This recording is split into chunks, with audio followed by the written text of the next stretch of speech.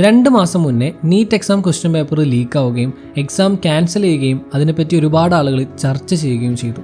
ഒരുപാട് വിമർശനങ്ങൾ ഉയർന്നു വന്നു. ഈവൻ നമ്മളാണെങ്കിലും ഒരു വീഡിയോ ചെയ്തിട്ടുണ്ടായിരുന്നു. ആൻഡ് ഇന്ന് നമ്മൾ നോക്കുന്ന സമയത്ത് ഈ 2 മാസം കൊണ്ട് ഒരുപാട് വലിയ കാര്യങ്ങൾ സംഭവിച്ചു കഴിഞ്ഞു.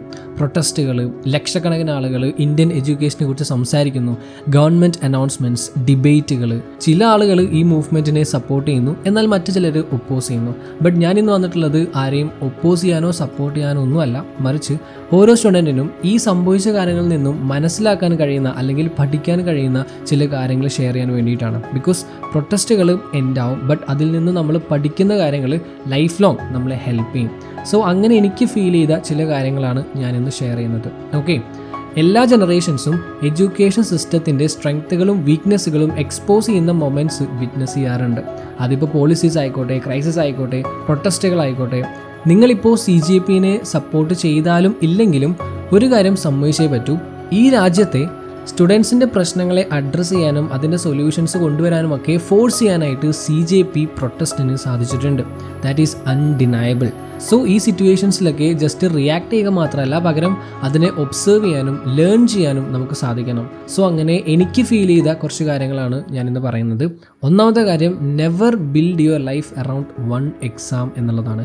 ഒറ്റൊരു എക്സാം പാസ്സാവുന്നത് മാത്രം വെച്ചിട്ടാവരുത് നിങ്ങൾ നിങ്ങളുടെ ലൈഫ് ബിൽഡ് ചെയ്യേണ്ടത്, നിങ്ങളുടെ ഐഡൻറ്റിറ്റി ബിൽഡ് ചെയ്യേണ്ടത്, നിങ്ങളുടെ വാല്യൂ തീരുമാനിക്കേണ്ടത്. അതിപ്പോൾ നീറ്റ് ആയിക്കോട്ടെ, JEE ആയിക്കോട്ടെ, UPSC ആയിക്കോട്ടെ, PSC ആയിക്കോട്ടെ, വാട്ട് എവർ, ഒരു എക്സാമിനും അതിനുള്ള പവർ നിങ്ങൾ കൊടുക്കരുത്. ബിക്കോസ് ദ റിയാലിറ്റി ഈസ് ഏത് സിസ്റ്റം ആണെങ്കിലും ഡിലേ വരാം, മിസ്റ്റേക്സ് സംഭവിക്കാം, പോളിസികൾ മാറാം, കോമ്പറ്റീഷൻ കൂടാം, അൺഎക്സ്പെക്റ്റഡ് ആയിട്ടുള്ള പല കാര്യങ്ങളും സംഭവിക്കാം. സോ നിങ്ങളുടെ ലൈഫ് ഈ ഒറ്റൊരു റിസൾട്ടിനെ മാത്രം ഡിപ്പെൻഡ് ചെയ്തുകൊണ്ടിരിക്കുകയാണെങ്കിൽ ശരിക്കും നിങ്ങൾ നിങ്ങളുടെ ലൈഫിൻ്റെ കൺട്രോൾ മറ്റുള്ളവർക്ക് വിട്ടുകൊടുക്കുകയല്ലേ ചെയ്യുന്നത്. അപ്പോൾ അതിന് പകരം മൾട്ടിപ്പിൾ സ്കിൽസ് ബിൽഡ് ചെയ്യുക, like communication, technology, problem solving, writing, AI, leadership. ഇതൊക്കെ ഞാനിങ്ങനെ പറഞ്ഞുകൊണ്ടിരിക്കുന്നത് ശരിക്കും ലോങ് ടേമിലേക്ക് നോക്കുമ്പോൾ ഈ കാര്യങ്ങളൊക്കെയാണ് ലൈഫിൽ നിങ്ങൾ എവിടെ എത്തണം എന്നുള്ളത് തീരുമാനിക്കുന്നത്. സോ നിങ്ങൾ എക്സാംസിനൊക്കെ പ്രിപ്പയർ ചെയ്യുക, give your best shot, but ഇതൊക്കെ ലൈഫിൻ്റെ ഒരു പാർട്ടാണ്, അത് മനസ്സിലാക്കുക. അല്ലാതെ എൻറ്റയർ ലൈഫായിട്ട് നിങ്ങളതിനെ കാണരുത് പ്ലീസ്. രണ്ടാമത്തൊരു കാര്യം, സിസ്റ്റംസ് ആർ ഇമ്പോർട്ടൻറ്റ്, പക്ഷേ ഒരു സിസ്റ്റവും പെർഫെക്റ്റ് അല്ല. പല സ്റ്റുഡൻസും വിചാരിക്കുന്നത് ചില ഇൻസ്റ്റിറ്റ്യൂഷൻസ് മിസ്റ്റേക്സ് വരുത്തുകയില്ല എന്നാണ്. But reality is different. സ്കൂളുകൾക്ക് മിസ്റ്റേക്ക് പറ്റാം, യൂണിവേഴ്സിറ്റീസിന് മിസ്റ്റേക്ക് പറ്റാം, ഗവൺമെൻറ്റിന് മിസ്റ്റേക്ക് പറ്റാം, പ്രൈവറ്റ് കമ്പനീസിന് മിസ്റ്റേക്ക് പറ്റാം. കാരണം ഈ സിസ്റ്റംസ് ഒക്കെ ആരാണ് ബിൽഡ് ചെയ്യുന്നത്? മനുഷ്യന്മാരാണ്, അല്ലേ? മനുഷ്യന്മാർ പെർഫെക്റ്റ് ആണോ?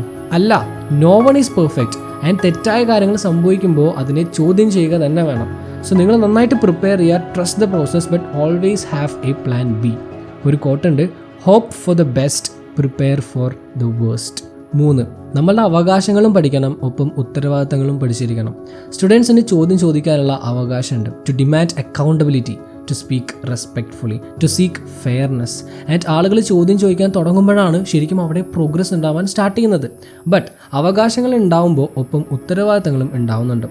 റൂമേഴ്സ് സ്പ്രെഡ് ചെയ്യാതിരിക്കാം. ഒരു കാര്യം ഓൺലൈനായിട്ട് പറയുന്നതിന് മുന്നേ അതൊന്ന് വെരിഫൈ ചെയ്യാം. ആൻഡ് ഒരു പ്രോബ്ലത്തിന് തന്നെ ഡിഫറെൻറ്റ് പെർസ്പെക്റ്റീവ്സ് ഉണ്ടാവാം. സോ ഡിഫറെൻറ്റ് ആംഗിൾസിൽ നിന്ന് പ്രശ്നങ്ങളെ നോക്കി കാണാനായിട്ട് പഠിച്ചിരിക്കണം.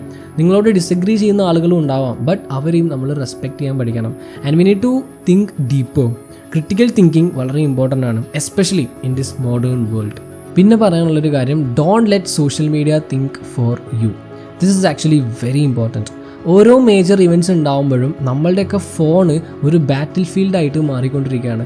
ഒരാളുടെ റീലിൽ ഒരു കാര്യം പറയുന്നു, എന്നാൽ അതിൻ്റെ കംപ്ലീറ്റ് ഓപ്പോസിറ്റ് ആയിരിക്കും വേറൊരാൾ അയാളുടെ റീലിൽ പറയുന്നത്. ആയിരക്കണക്കിന് കമൻറ്റുകളായിരിക്കും നിങ്ങൾ എന്ത് വിശ്വസിക്കണം എന്ന് തീരുമാനിക്കുന്നത്. നിങ്ങളൊരു കാര്യം മനസ്സിലാക്കണം, ഈ സോഷ്യൽ മീഡിയാസ് ഒക്കെ റൺ ചെയ്യുന്നത് അൽഗോറിതംസ് വെച്ചിട്ടാണ്. ആൻഡ് അൽഗോറിതം കോണ്ടന്റ് പുഷ് ചെയ്യുന്നത് അതിൽ എത്രത്തോളം സത്യമുണ്ട് എന്ന് നോക്കിയിട്ടല്ല, മറിച്ച് അറ്റൻഷൻ കിട്ടുന്നുണ്ടോ എന്ന് നോക്കിയിട്ടാണ്. നിങ്ങൾ ആ കോണ്ടന്റുമായിട്ട് കൂടുതൽ എൻഗേജ് ചെയ്യുന്നുണ്ടോ എന്ന് നോക്കിയിട്ടാണ്. ആൻഡ് എങ്ങനെയാണ് അറ്റൻഷൻ കിട്ടുന്നത്? സ്ട്രോങ് ഇമോഷൻസ് ഉണ്ടാകുമ്പോൾ, അല്ലേ? ആ കോണ്ടന്റ് റെലവൻ്റ് ആയിക്കോട്ടെ, ഇറെലവൻ്റ് ആയിക്കോട്ടെ, ബട്ട് ആളുകൾ റിയാക്ട് ചെയ്യുന്നുണ്ടോ, എൻഗേജ് ചെയ്യുന്നുണ്ടോ, ദെൻ അതിന് റീച്ച് കിട്ടിയിരിക്കും. This is the simple formula. ഇത് ശരിക്കും ഞാൻ ഒബ്സർവ് ചെയ്തത് ഈ ഫിഫ വേൾഡ് കപ്പിൻ്റെ ടൈമിലാണ് കേട്ടോ. ഞാനൊരു റൊണാൾഡോ ഫാനാണ്, ഓൾവേസ് ആൻഡ് ഫോർ എവർ.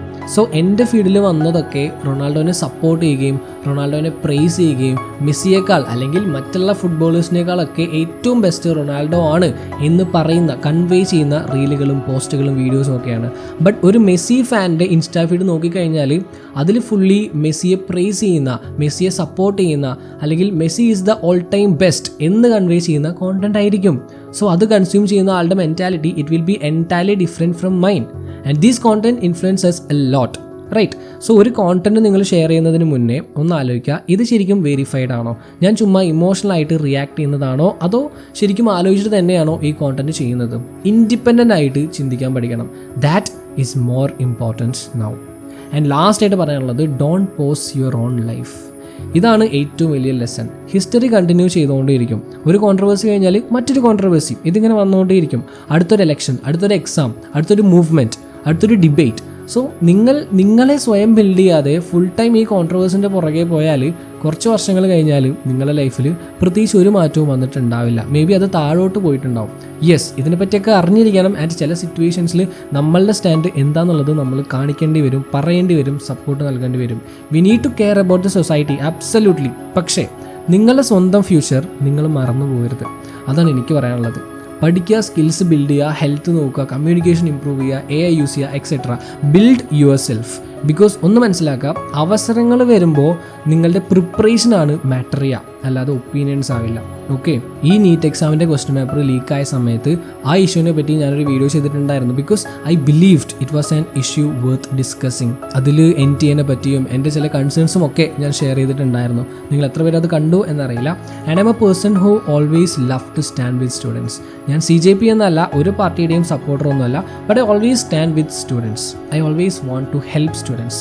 അതിപ്പോൾ ഒരു കോൺട്രവേഴ്സി ഉണ്ടാവുന്ന സമയത്ത് മാത്രം എന്നുള്ളതല്ല. I want this channel to help you think, to prepare for life. And അത് തന്നെയാണ് കുറച്ച് വർഷങ്ങളായിട്ട് എൻ്റെ കോണ്ടന്റിലൂടെ ഞാൻ ചെയ്യുന്നതും. Okay, so let me conclude. ഒരിക്കലും ഒറ്റൊരു എക്സാമിനെ മാത്രം ഡിപ്പെൻഡ് ചെയ്തിട്ടാവരുത് നിങ്ങളുടെ life. Build skills beyond your text books. Question responsibly. Independent ആയിട്ട് ചിന്തിക്കാൻ പഠിക്കുക. And keep moving forward no matter what's happening around you. Because ഹിസ്റ്ററിയിൽ എന്തായാലും ഈ ഒരു മൂവ്മെൻറ്റ് ഒരു പാർട്ടാവും. ബട്ട് നിങ്ങളുടെ ഫ്യൂച്ചർ ഡിപ്പെൻഡ് ചെയ്യുന്നത് നിങ്ങൾ ഡെയിലി ചൂസ് ചെയ്യുന്ന ചോയ്സസ് വെച്ചിട്ടായിരിക്കും, തീരുമാനം വെച്ചിട്ടായിരിക്കും. So that's it. I hope this video was useful for you. അങ്ങനെയാണെങ്കിൽ like, share and follow for more. Have a great day.